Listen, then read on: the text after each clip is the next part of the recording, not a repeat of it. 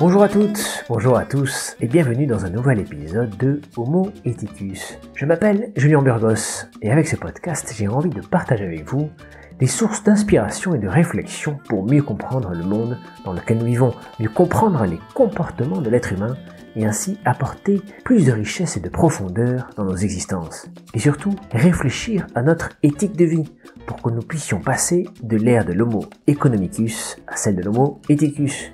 Et oui, rien que ça.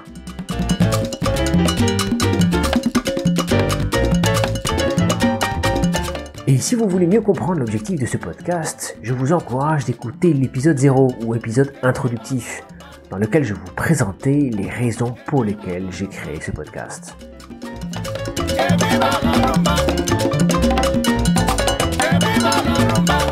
Alors, parmi les personnes qui nous inspirent, qui nous guident, il y a des écrivains, des penseurs, et aussi parfois un membre de notre propre famille, plus ou moins éloigné. Un oncle aventurier, une grande sœur dynamique, une mère aimante ou un aïeul légendaire. En ce qui me concerne, il se passe rarement une semaine sans que je pense à un être qui m'a beaucoup inspiré. Son histoire, c'est celle de la guerre civile espagnole, et cette personne, c'était mon grand-père. Dans ma génération, nous sommes nombreux à avoir un ou une aïeule qui a participé à la Seconde Guerre mondiale ou aux événements qui s'y rattachent. Et quand vous avez un nom espagnol, comme c'est le mien, il y a de fortes chances pour que vos aïeux y fuient le franquisme, soit pendant ou juste après la guerre, ce fut le cas de mon grand-père, soit à cause de la misère qui régnait en Espagne pendant les années qui suivirent, ce fut le cas de ma grand-mère. Aujourd'hui, on les appellerait des migrants, et ils seraient renvoyés dans leur pays. En 1939, à la fin de la guerre civile, ils étaient considérés comme de dangereux gauchistes, et furent parqués en camps de concentration, principalement dans les Pyrénées-Orientales. Alors pourquoi vous parler de mon grand-père ? Sur ce podcast, je vous parle des personnes qui m'ont inspiré, et comme je le disais, mon grand-père en fait définitivement partie. Il n'a réalisé aucun film, écrit aucun livre, il a juste fondé une famille, la nôtre, et c'est déjà pas mal, ma foi.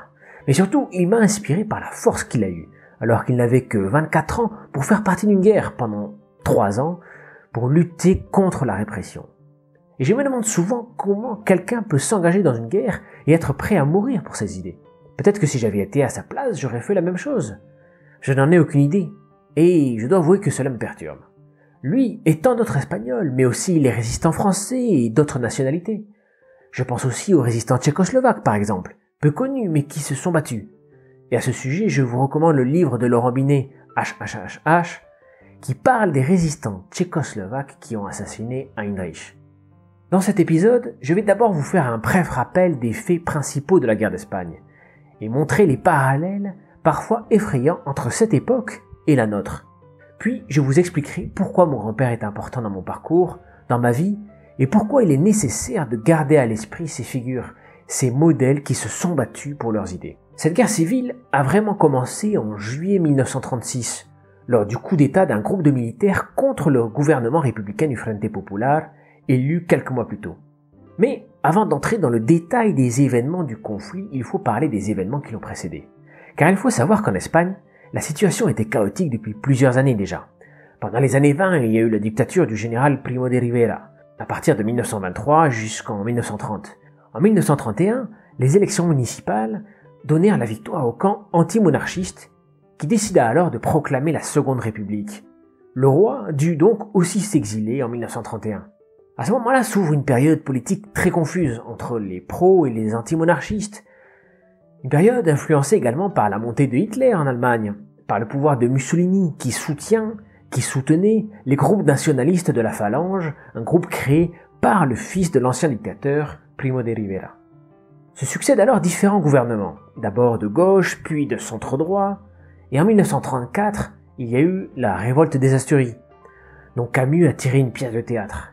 Camus d'ailleurs qui a toujours soutenu les républicains espagnols.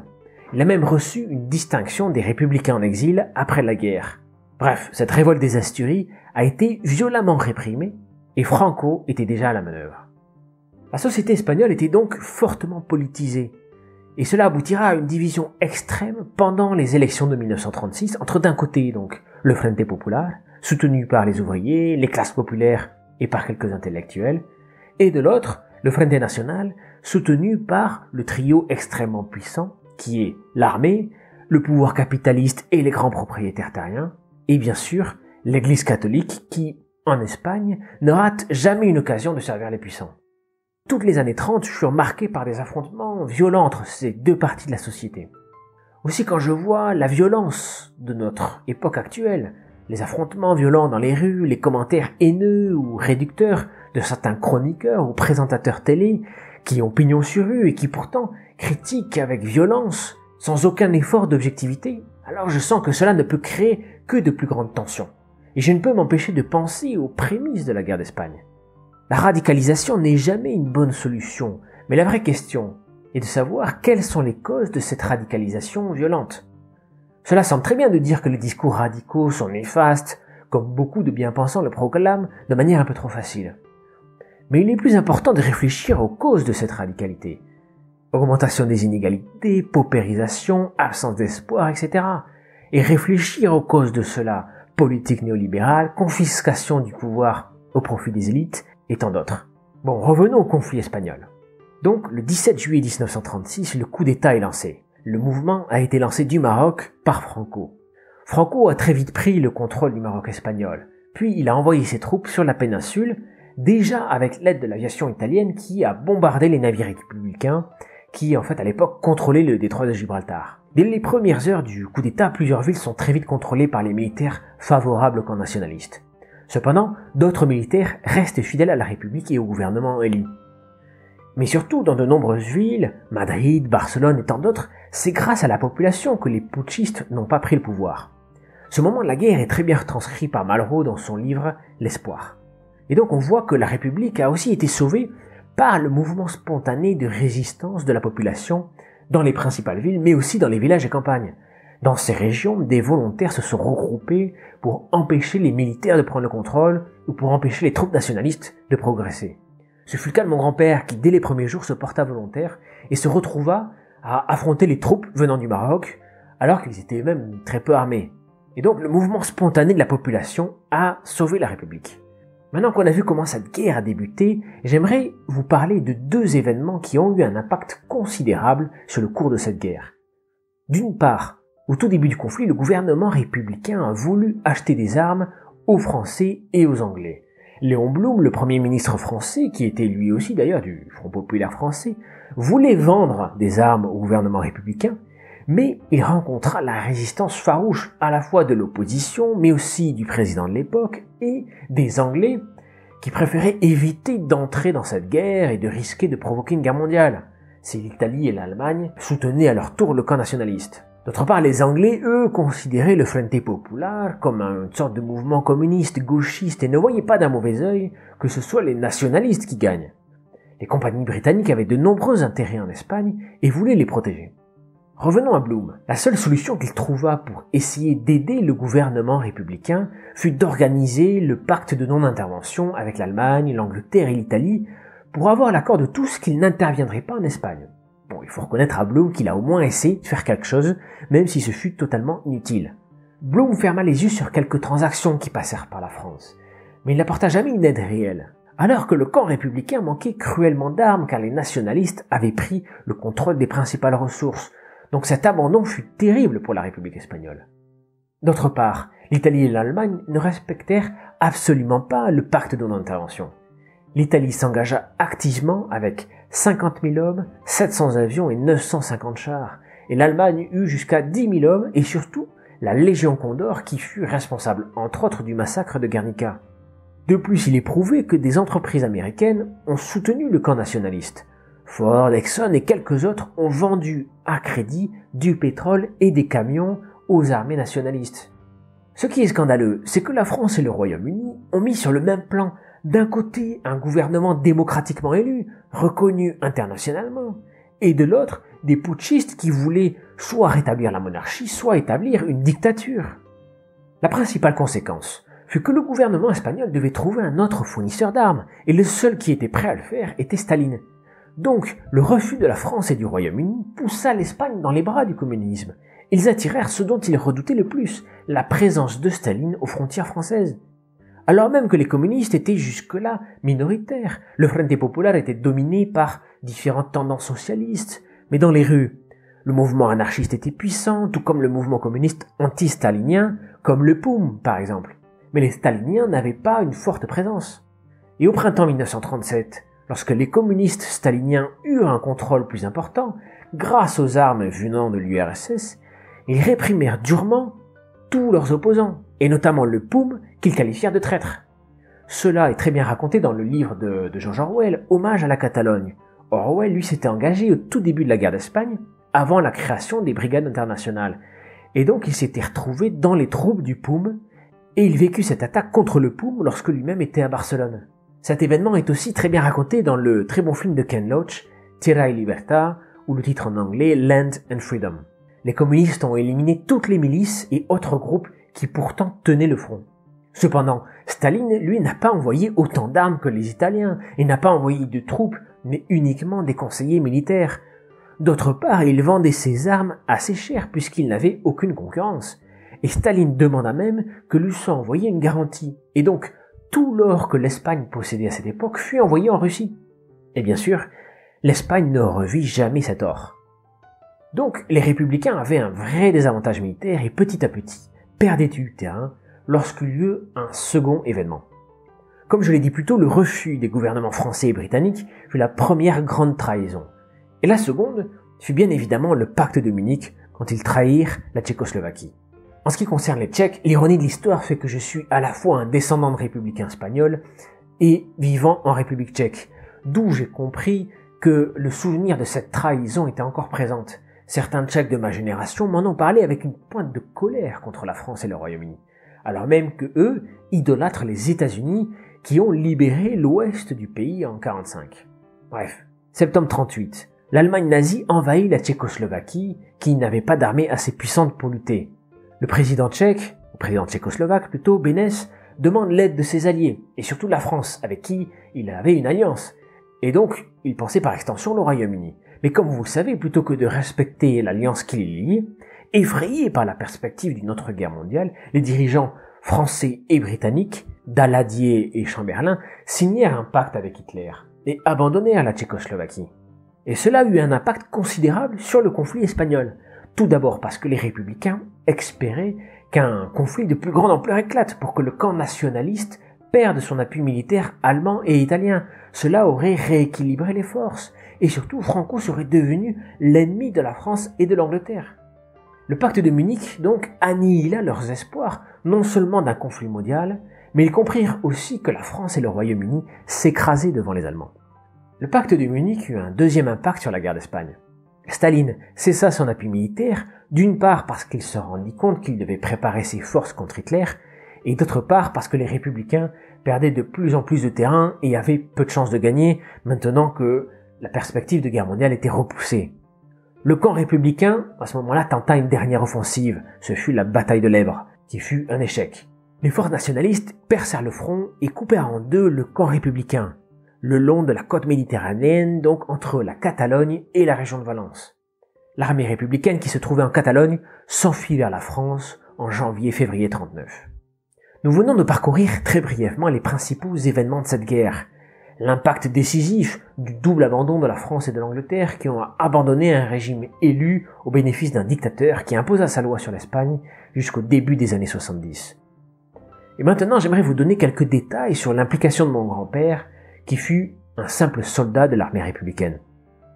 Mon grand-père n'a jamais raconté son histoire en détail, il n'a livré que des bribes d'anecdotes qui permettent à peine de retracer les grandes lignes. J'aurais aimé en savoir plus, mais ce n'est jamais facile de poser ce genre de questions. Il aurait fallu prendre plusieurs journées pour lui tirer les vers du nez. Car ce n'était pas un bavard, même s'il aimait raconter quelques histoires, souvent les mêmes et souvent des histoires plutôt amusantes. Après son décès, j'ai voulu comprendre un peu mieux, alors j'ai demandé à ma grand-mère l'autorisation de regarder ses archives dans l'espoir de trouver quelques pépites historiques. Mais il ne restait plus grand-chose. J'ai trouvé une lettre qu'il avait écrite au gouvernement espagnol en 94 ou 95, lorsque les combattants républicains ont enfin été reconnus par l'État espagnol et ont pu retrouver leur grade et obtenir une retraite versée par l'État.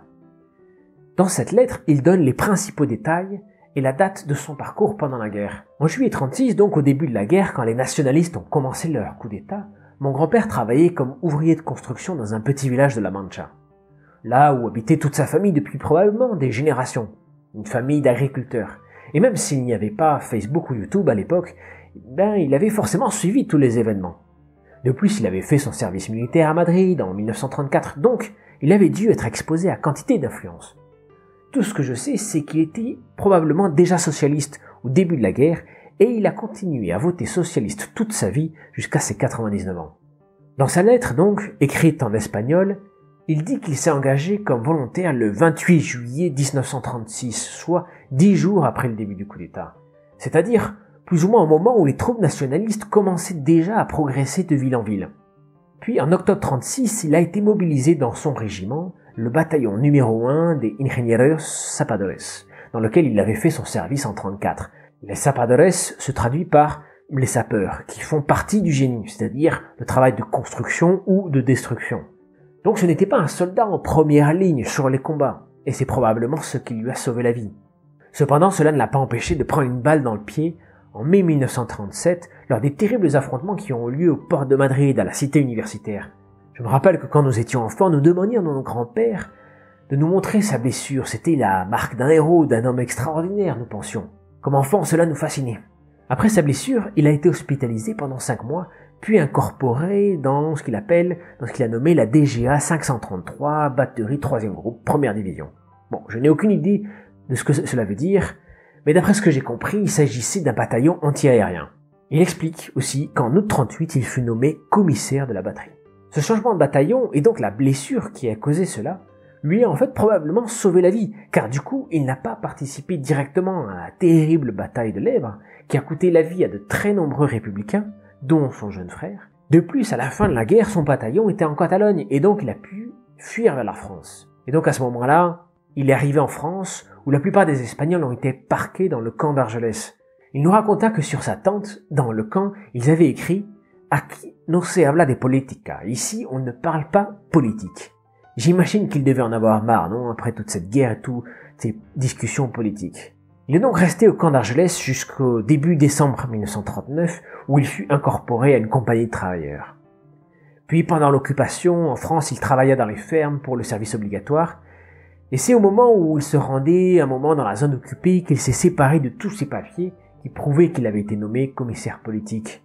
En 1944, il prit le maquis, comme on disait alors, pour faire partie des groupes de résistants espagnols, et il s'engagea dans ce qui fut l'opération Reconquista d'Espagne, qui eut lieu en octobre 1944.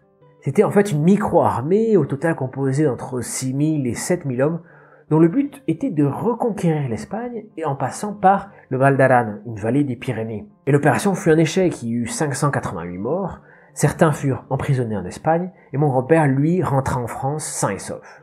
Et ce fut un coup d'arrêt brutal pour la résistance espagnole. Leur objectif était de créer un mouvement de résistance pour faire comme en France et préparer l'arrivée des armées des Alliés qui allaient, bien sûr, renverser Franco et rendre l'Espagne républicain. Mais les Alliés n'avaient en fait aucune envie de poursuivre la guerre de l'autre côté des Pyrénées. Franco s'était bien gardé d'entrer dans la Seconde Guerre mondiale. Bon, il faut dire qu'en 1939, l'Espagne était à bout de force. Entre 1944 et 1948, mon grand-père fut encore lié au Parti socialiste ouvrier espagnol en exil, le PSOE. J'ai trouvé dans ses papiers sa carte de membre du PSOE et j'ai aussi trouvé des explications pour construire des explosifs. C'est quand même assez délirant, non, de retrouver ce genre de documents. Alors que bien évidemment, moi je n'ai vu mon grand-père que comme un homme posé, tranquille. Bref, la République en exil continua de rester active après 1945, mais les exilés comprirent vite que Franco allait conserver son pouvoir et que la résistance espagnole ne serait pas soutenue. Alors l'espoir disparut. Il fallait manger, donc il fallait travailler. La France était à reconstruire et de nombreux Espagnols trouvèrent du travail et commencèrent à y construire leur vie. Mon grand-père travailla dans différentes villes de France, les plus détruites par la guerre, bien évidemment, notamment Dunkerque, puis Brest, et d'après ce que je sais, il n'eut plus aucun engagement actif. Mais son histoire, en fait, est depuis toujours le fil rouge de notre famille, et elle nous lie, elle nous tient, même après sa mort. En tout cas, c'est mon sentiment. Alors cette histoire n'est pas unique. Des milliers d'autres personnes ont vécu des expériences similaires, que ce soit pendant la guerre d'Espagne, ou la résistance en France, ou dans d'autres pays. L'histoire de jeunes hommes ou femmes qui s'engagent pour défendre leurs idées contre les pouvoirs oppresseurs et réactionnaires, souvent soutenus par le pouvoir économique et par l'armée. De nos jours, nos pays ne risquent plus la guerre de cette manière, nous ne sommes pas forcés de prendre les armes pour nous battre. Mais parfois les armes sont des crayons, ils servent à dessiner ou à écrire. Cependant on voit en France et ailleurs aussi que les tensions s'exacerbent. Les gens sont choqués des inégalités qui se creusent, des hommes et des femmes politiques qui disent une chose et font une autre, des mesures de répression violentes qui sont utilisées. Or, les violences d'où qu'elles viennent n'apportent jamais rien de constructif. Cela ne sert qu'à détruire les corps et les esprits. Et lorsque j'entends un ancien ministre de l'Éducation, Luc Ferry pour ne pas le citer, demander que l'armée soit envoyée contre les casseurs, alors je vois le réactionnaire en lui qui ne trouve qu'une seule solution, la violence encore plus puissante. Mais cela n'a jamais marché. À moyen ou à long terme, cela crée des fractures entre la population et l'État. Ceux qui défendent cette violence de l'État devraient se rappeler l'histoire, celle de la guerre d'Espagne, celle de la montée du nazisme et du fascisme. D'autre part, on nous rappelle toujours qu'il ne faut pas oublier la Shoah et les camps d'extermination. Et ils ont tout à fait raison, il ne faut surtout pas l'oublier. Mais il ne faut pas oublier non plus les causes de cette horreur. Mais il n'y a pas de musée pour rappeler cela, pour nous rappeler la violence de l'exploitation des travailleurs. Et lorsque cette exploitation devient trop forte, elle aboutit à un enchaînement de confrontations. La violence initiale est celle du système qui exploite et asservit, et qui ne donne plus aucun espoir. Alors la population est poussée à bout, elle manifeste, se fait réprimer, tabasser, et alors elle se tourne de plus en plus vers des discours populistes qui promettent de lui donner le pouvoir, de donner le pouvoir à la population. Ce qui est bien évidemment le plus souvent un mensonge. Alors les bien-pensants critiquent ce recours au populisme, mais ils ne critiquent pas assez le système économique et politique qui rend cela possible. Et le contexte actuel me fait dangereusement penser à celui qui a précédé la guerre civile espagnole, lorsque pour répondre à la révolte des Asturies, le gouvernement envoya l'armée, une décision que Luc Ferry aurait probablement appréciée, non ? Une réponse militaire qui bien entendu se termina dans le sang. Alors c'est pour cela que j'admire l'engagement de mon grand-père, son parcours. Mais surtout j'aimerais tout faire pour éviter cette décision radicale qui est de prendre les armes. Il faut tout faire pour éviter cela. Si la violence est parfois inéluctable face à un régime tyrannique, face à un coup d'État, elle doit être malgré tout la dernière des solutions. Et en cela, je m'inspire de deux personnalités qui ont défendu les droits de leur communauté tout en exigeant la non-violence. Il s'agit bien sûr de Gandhi et de Martin Luther King. La non-violence n'est pas un angélisme naïf. Les combats de ces deux personnalités étaient pour le coup d'une grande radicalité. Et d'ailleurs, laissez-moi vous donner cette citation de Romain Gary, qui dans son livre Chien blanc parle du mouvement des Noirs américains dans leur lutte pour leurs droits civiques. Et il écrit « Il s'agit de nous pousser à la surenchère dans la violence afin de pouvoir procéder à l'escalade dans la répression et à la longue faire pencher la balance du côté de la soumission par lassitude, désapprobation et peur. » Fin de la citation. C'est pourquoi la violence doit être proscrite dans les mouvements citoyens, car c'est jouer le jeu du pouvoir, lui rendre la tâche beaucoup plus facile en focalisant le débat sur les violences et en décrédibilisant le mouvement à cause de ces violences.